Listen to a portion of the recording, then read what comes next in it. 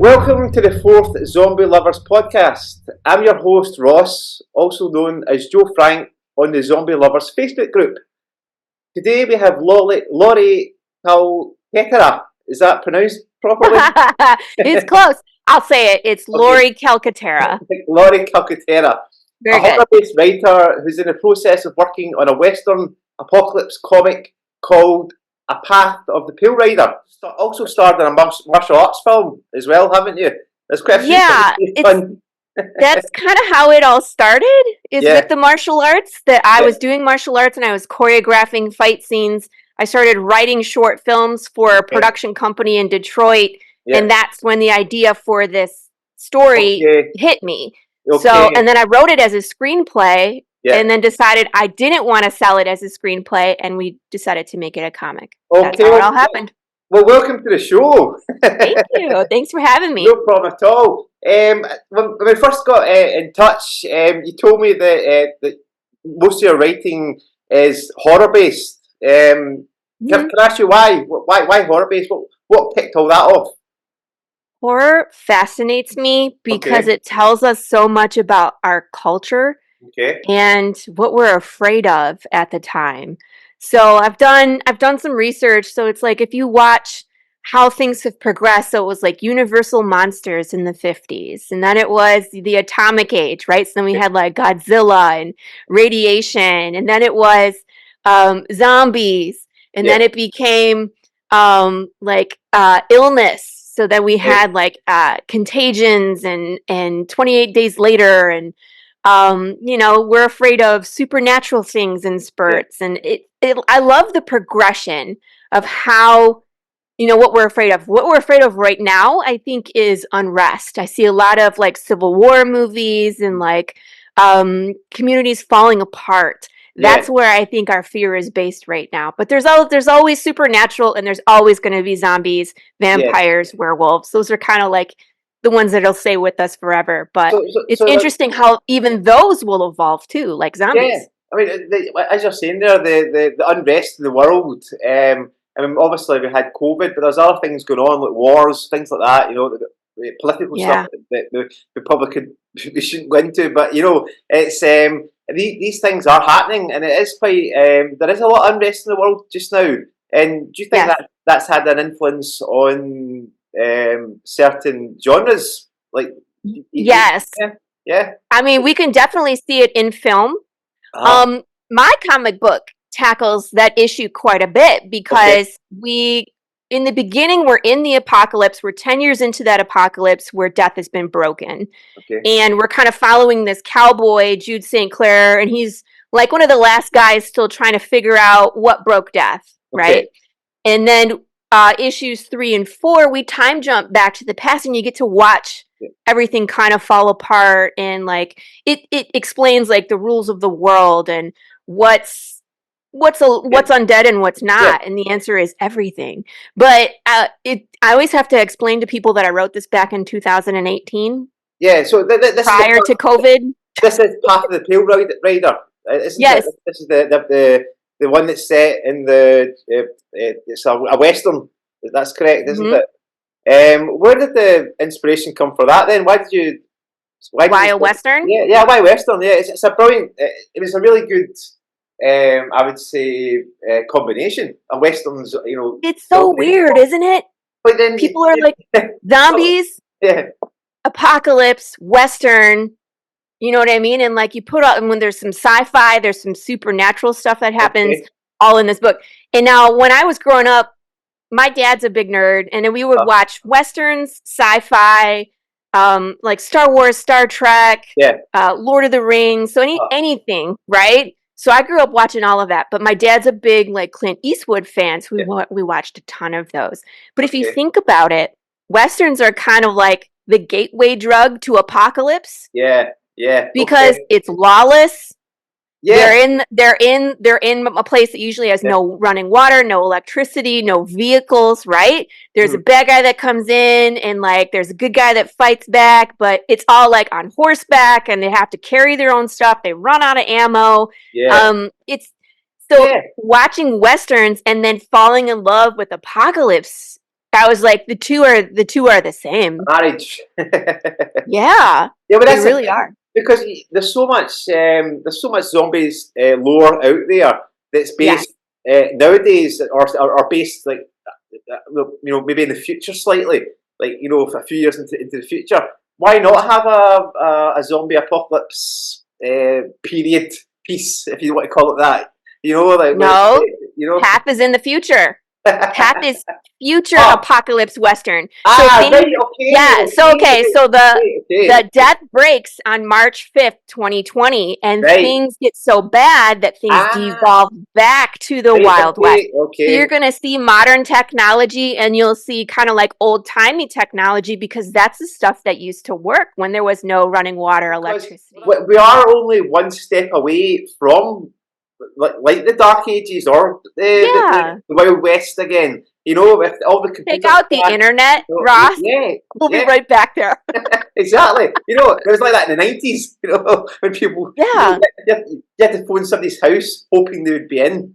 Yeah. Do you know what I mean? Or like Rather you're than on the internet and yeah. someone picks up the phone and it knocks you off It's crazy. It's crazy how it's, yeah. So this is fascinating. And I was going to say to you, like, future. have you read Preacher? Garth Ennis's Preacher comic. No, I don't think No, so. no. There's a TV show made about it. Basically it's about a preacher, okay, and he's got a girlfriend who's like kind of badass girlfriend, but they're also friends with a vampire from Wait, Ireland. Preacher? Preacher. Preacher?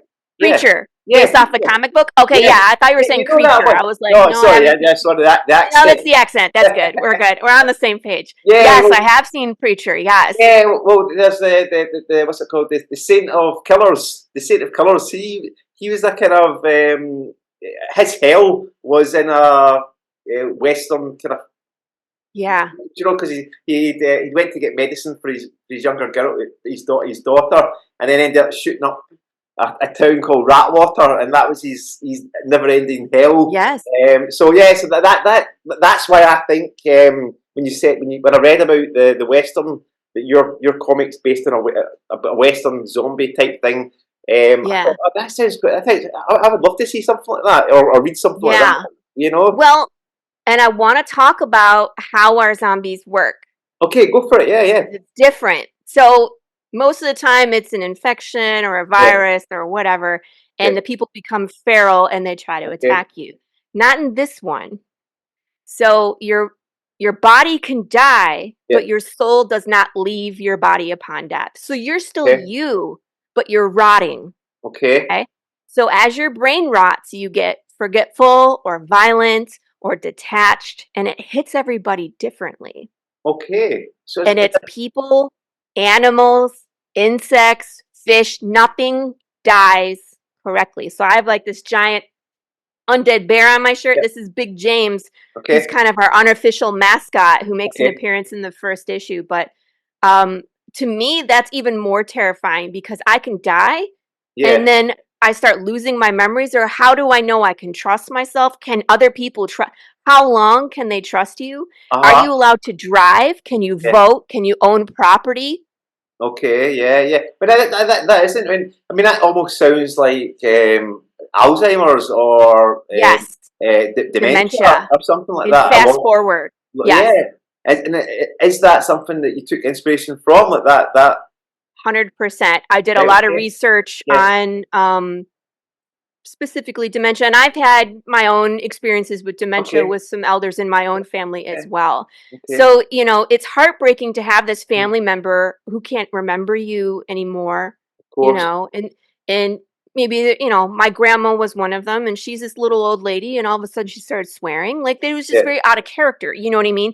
And so to watch the deterioration, excuse me, of this loved one, Mm. and they don't know that they're going through it, that to Yeah. me is terrifying. And Yeah. once you have a population of people that is all like that, how Yeah. do you deal with that?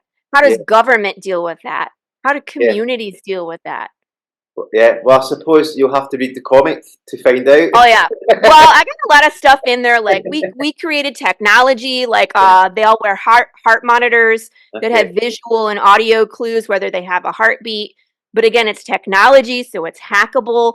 You know, we have the push and pull between the people that think that undead should be separated or collected out of living communities, and then you have people that are like, they're just people. You know, they just need help. So then you have sympathizers, and then we have this whole undead underground that's pushing back against the collection.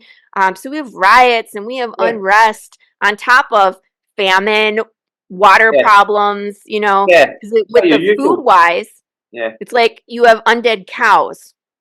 Okay. So you can slaughter the cow, but it's still moving. How do you butcher a cow that it's not will? You see what I mean? Like, how do you butcher it? Yeah. I mean, I don't know. Does it move while you eat it? Yeah. Okay. That's crazy.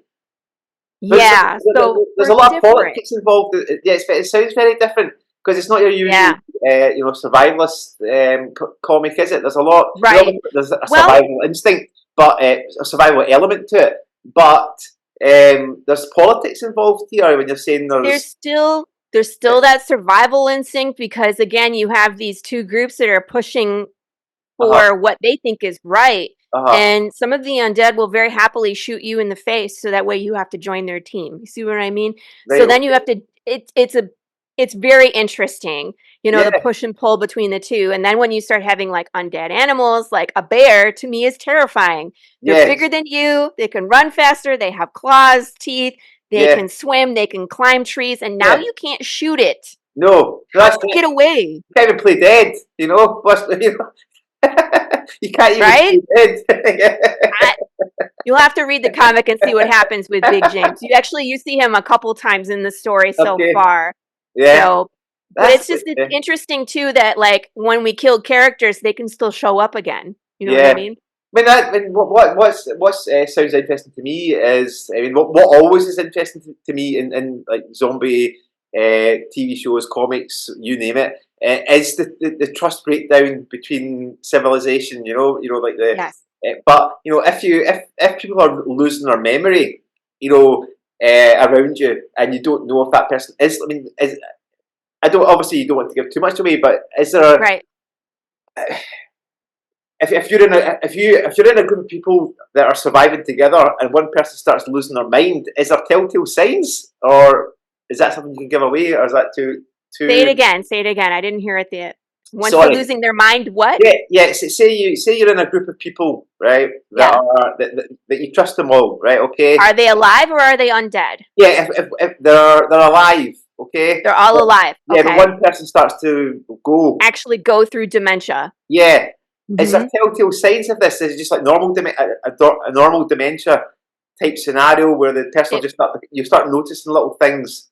Well, obviously, in a world like this, a small thing could be a large thing. Yes. Because think, wait a minute, that person's losing their mind. They just forgot to, you know, flush the toilet or something like that. So they're getting shot in the back of the head. Do you know what I mean? Well, you can't do. It does not matter. You can shoot them in the head, and they're still there. Okay. So you cannot kill the undead. Death is gone. So that's the thing. So dementia can still happen. Yeah. Okay. But this thing isn't. I haven't really said what it is, but people. Could it be a virus? Maybe. Could it be something else? Yes. But it's not something that they have found is contagious. They haven't figured it out. No one's figured it out. But it's not like if someone gets bit and they were on a round of antibiotics, they would not turn, so to say. Yeah. So it's something very complicated. I was going to say, but okay, you can't kill. You can't once they're dead. You can't kill them. Correct. I still get my head wrapped around this. But can you slow them down? I mean, with a bullet to the back of the head, slow them down. Or okay, so you cut their legs off. Yeah, you cut the legs off. Okay, so these things take it happen. Well, and they may or may not be aggressive. I mean, it could be. For example, in the comic book, our main character, his name is Jude St. Clair. Yeah. In books 3 and 4, they're watching the fall. And so in book 3, they're kind of watching the apocalypse happen on the TV. And at the very end of the book, something happens and one of his family members is undead. Okay. And it's like, it can happen. She just went to sleep and woke up and was undead. You can wake up dead, right? Yeah. And she had no clue. that she was dead. She just continued on her way. So then it was like watching the chaos, and now the chaos has come home, and you have to start dealing with it. Okay. So it sounds interesting. So it's just it's wild. But I play these games with people. I'm like, what would you do if, I always put up these grim questions where it's like there's a little grim reaper and he has his hand out with a question mark, and it's like, we'll tackle a problem. What would you do with undead children? Yeah, okay. Yeah. What would you do? Yeah. They're not aggressive in the beginning. Uh-huh. And you can't shoot them in the head and end them. Yeah. What do you do with them? I don't know what's that. Right? Yeah, it's a tough one. Yeah, and you've got, I suppose, as a writer, you just got to put your, I don't know, when you're a writer, you just got to let your imagination flow, don't you? And if it's something, obviously it's fantasy, so it's I suppose you're not. These aren't real life situations, but if it was, if it was a real life situation, what would you do? It's a tough question. What would you do? Yeah. Yeah, I don't ever answer the questions. Yeah. I just pose the questions, and it's really interesting because this is how I think Path of the Pale Rider world is. It's just, it's based off of your own experiences. So the people that were like, that had kids were like, I don't know what I would do in that situation. Then there's people that didn't have kids that were like, put them out of their misery. And I was like, well, you can't do that. Remember, in this world, there is no death. Yes. So how do you put them out of their misery? What do you do with them? And then eventually they go crazy like everybody else. So yeah. It's so it's just interesting to pose the questions and see the reaction, but they're so varied. And I never I never say what's right or wrong. You can figure it out. Yeah. Okay, but you've done other things as well, haven't you? I mean, there's stuff like you've done. There's a film that you were starred in. Is that correct? And you produced, you directed as well. You've done quite a few things within this. Was that all the one film, or is there? There's multiple films. Multiple films, okay, yeah.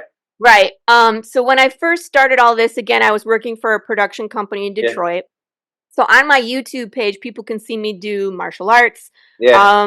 I have a short film called Catfishing that we did back in 2017. And it's myself and two gentlemen, and we're not actors. We never claimed to be actors, so the acting is not good. But we do like gun disarms and wall runs and knife fights and run people over with cars. And I mean, like, it's full on action for about 7 minutes, which is a lot of action. So that's there. And then when I was writing Path of the Pale Rider, I knew that the world was so big that I was never going to be able to tell all the cool stuff in the comic. So we're following, a protagonist, or Jude St. Clair. So as he moves through the world and his journey through this world, that's the story we're telling. But there's other cool stuff going on in the world that maybe we don't have time to talk about in the comic. So then I decided we were going to do short films for Path of the Pale Rider. Okay. So we finished 4 of them. So the first one is like a commercial for the undead retirement community. It's like white picket fences, but it's like interrupted by riots and things on fire and unrest, and just kind of my idea of what the world wants you to think, and then what's actually going on. So that push and pull between, realities. The second one, I dressed up as a news reporter. And I interviewed a bunch of fans, and I was like, what do you think broke death? And I let people say whatever they wanted. And this is so much fun because the fans then now can start participating. Okay. So if they were in person, I went to them and interviewed, or they could always film themselves and shoot it to me, and I would edit them into the film. So I try to make these interactive. Okay. So that one I get run over by a car at the end, so that's fun. You can see that. Okay. You're a person of many talents, like in the creative world. You've done like quite a few things, as you've done film, comics. You said to me that you think of yourself as a writer. That's what you classify yourself as. The world of podcasting as well. That's something. Yeah, I'm in podcasting. You've got involved in. That was by accident. It was one of those like I run crowdfunding Yeah, to help pay for my books, of course. yeah, Making a comic book is pretty expensive. Cost me about $4,000 to just produce yeah, the comic, and then I have to print it and distribute it, etc. yeah, So I use Kickstarter most of the time. I run Indiegogos and there's other yeah, platforms.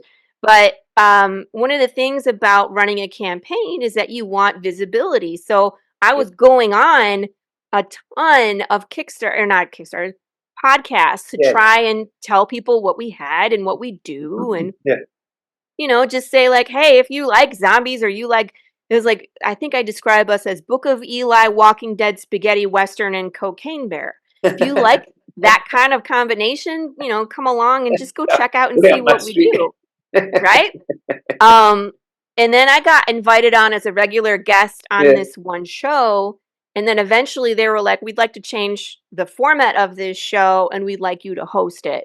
So then I became the host of the Tuesday Morning Brew, which is, of course, on Tuesday mornings at 11 a.m. Eastern Standard Time. yeah, And it went from this chaotic panel show where people could come on and talk about whatever. And it was always deranged. It was just all over the place and there was never a purpose. And sometimes people would get mad at each other and leave. It was unorganized. yeah. And then when I took over, it started to become more of an interview show. So Okay. I had guests come on, like Yeah, myself, that are indie creators or uh, actors or novelists, yeah, and I would have an intimate conversation with them for yeah, a couple hours and find out what they're working on and yeah, learn from them and share tips and joke yeah, around and have a good time. yeah. So, Well, that's what I'm trying to do. yeah, Obviously, I'm a complete newbie. I mean, this is my fourth interview. that's So going well though. Good it's job. a pleasure to have you on and things. But it's Yeah. if you could give me any advice, what would you say as somebody that's starting out? I've For got. podcasting? Yeah, I mean, I had the group. I had the zombie lovers. I've got the zombie lovers group, 20,000 followers, and I thought A lot. $20,000. It was. It only started off with 10 folk. Right. This was a year ago. Yeah. It just expanded, and then I thought, right, why? I watched a lot of true crime podcasts, things like that. I thought, why don't Yeah. give this a shot. So I just thought, right, one day woke up, right, I'm going to do it, and I managed to get my first interview, and then it's just been going on like that. But it's start up a YouTube channel. I've done that. Mhm. I'm on Podbean. We're trying to get the 20,000 followers that are on my Facebook group. Over to the Come YouTube. on, move over to YouTube. Good luck. The best thing that I can recommend for you is just consistency. yeah, People will come. yeah, There's people of all interests, of all walks, and your audience is out there. They just yeah, have to know you exist. It's just yeah. like everything else. So consistency over time equals success. That's it. Yeah, I mean, would you say that?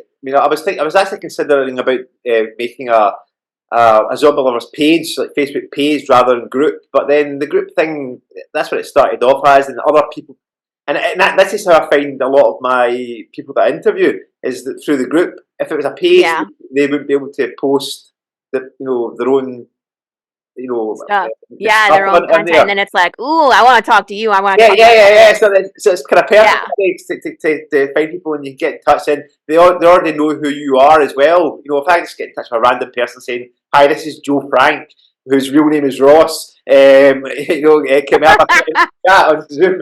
And they'd be like, "What? Who is this guy?" But because they see my name on the group, Joe Frank, Yeah. they know who I am. So it's they're more it's easier for them to say, "Ah, yeah, that sounds great. Why not?" Yeah. But it's it's definitely difficult trying to. I know it's early days. I mean, it is early days for me, early days. But it'll Mhm. grow. It will grow. It'll grow and it will continue to do so.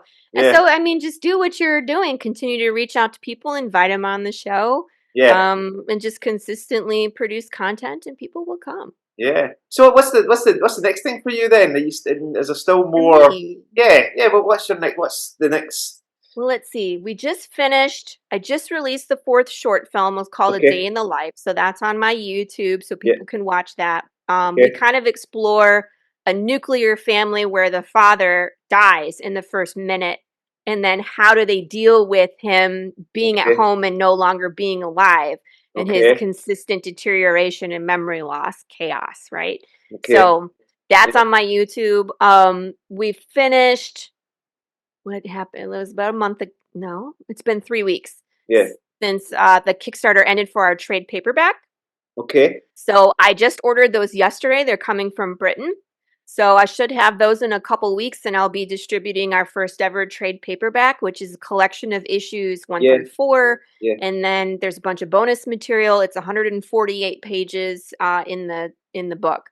Okay. And then we're going to start Kickstartering for issue number 5. We're going to keep going. Going. Yeah. The story, the first arc is 12 issues. Yeah. The second arc is 12 issues. The third arc is 12 issues. So we Yeah. got a ways to go. Uh-huh. But I'm really excited for number 5 because, again, I wrote this as a movie. Yeah. And 1 through 4 is kind of like the first act. You get to learn the characters, you get to Yeah. learn the world building and all the rules. And in 5, 6, 7, and 8 is when everything goes wrong. You know what I mean? Then it's Okay. like Yeah. the Yeah. protagonist has a mission and he's out to find his mission, and there's challenges, right? And Yeah. then once we get to 8, 9, 9, 10, 11, 12, that's the third act. And then he will find out what broke Death in the third act. Okay. So So, you've got. I mean, I think you've got. So you're the writer, right? So you've yes. got an illustrator. Have you got a colorist and things like that as well? Yes. Yep. I Yeah. have a pencil and inker. Okay. So Yeah. he does Yeah. kind of like the black and white lines. Okay. Yeah. And then I have a colorist. So Okay. when the inker is done, it goes to Matt Chambers and myself. Yeah. And then Matt will color and I will put in the bubbles with I'm the letterer. Oh, you And letterer. so, Okay. Okay. mhm. Okay. And then when that's done, it goes to my editor, and then she makes sure that we didn't misspell stuff and make no Yeah. errors. And were these friends? Were these friends that you had a vision with, or did you have the No. idea and then had to seek out these people? Yes, yes. When I wrote the story and decided to go comic book wise, it was January 2020.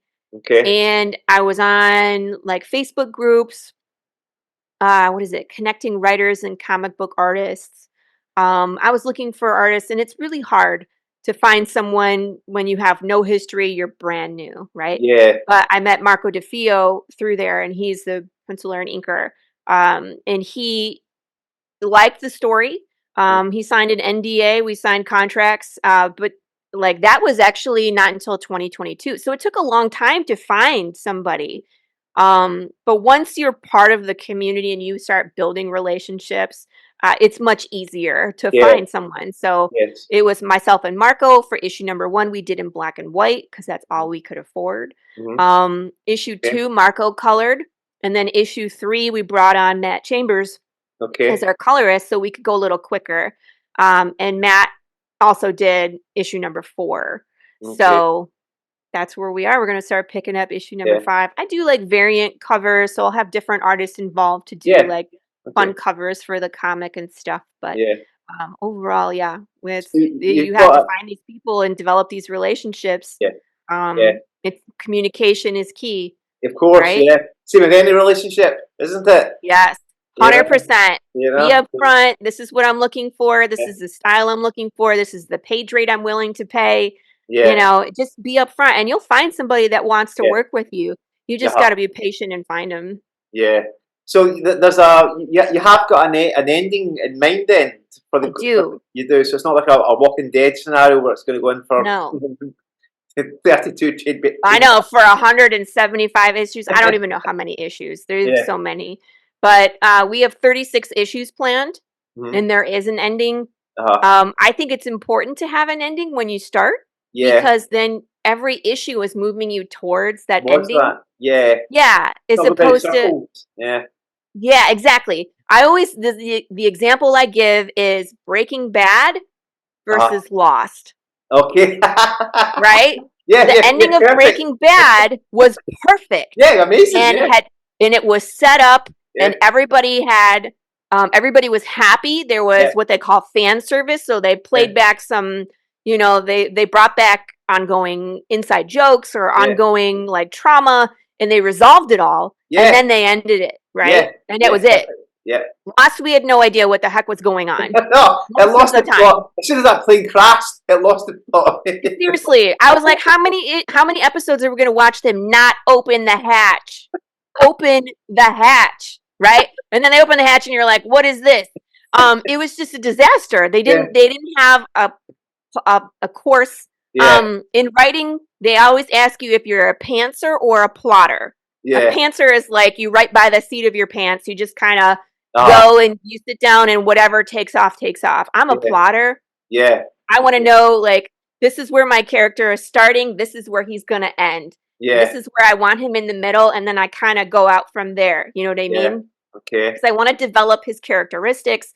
I want to make sure that if he needs to know French by the end, that I establish that he knows French in the beginning. Yeah. So it's not just like, oh, he speaks French now. Yeah, somebody's Where did that come from? You know? So I plan out my stuff. I like to leave twists at the end. A lot of times you'll get to the end of my issues and be like, God dang it, Laurie, like what just happened? Where are we going next? I love doing that. So you're gonna have that moment when you read my stuff. It'll happen. But I will answer questions.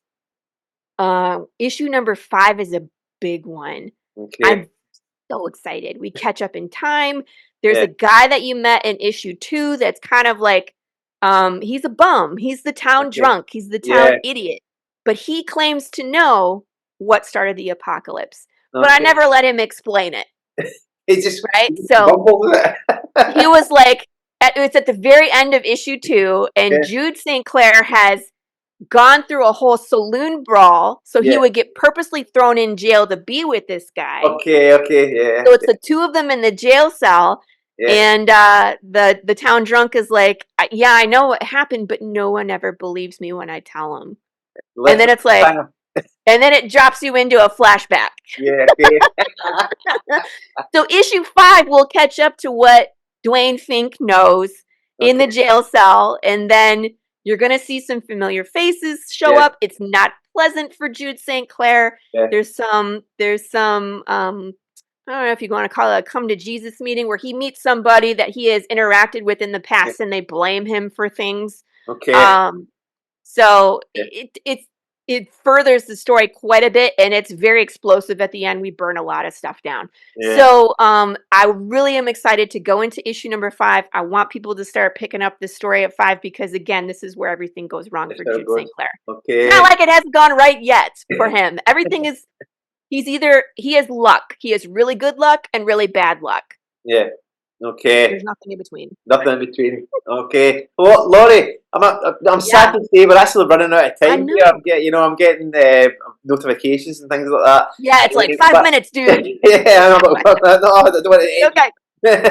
We're prepping some pages now. We're getting the script ready. So you'll probably see me launch that. But I have a website. It's www.pathofthepalewriter.com.